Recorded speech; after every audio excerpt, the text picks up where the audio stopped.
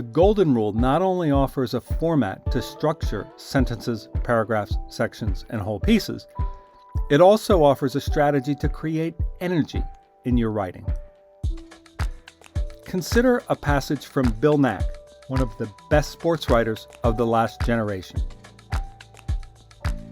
Secretariat was a national sensation in 1973 when all America was otherwise divided by the Watergate scandal.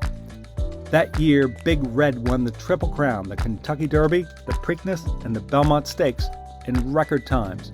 In his last race, Secretariat won by 31 lengths. Here, Nack describes the opening seconds of the Kentucky Derby. Pause the video to read it carefully, and then we're going to discuss it.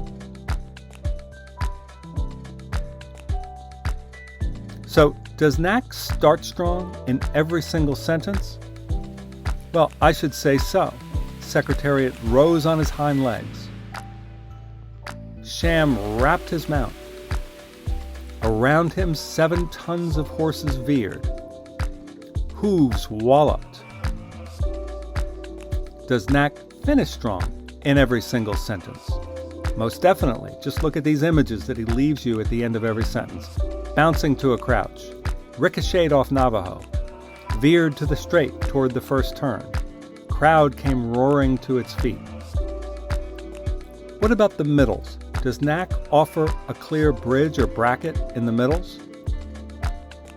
I should say so. In each of these sentences, Nack bridges the beginnings and endings.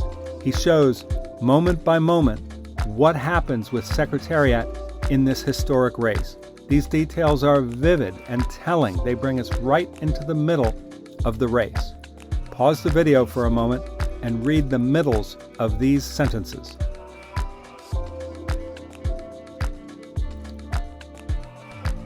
Now, let me introduce you to a new concept, which I call bookend sentences. If you cut out the middles of long sentences, what's left, that is to say, the beginnings and endings, still should make sense. Well-constructed longer sentences still should make sense, just with the beginnings and endings.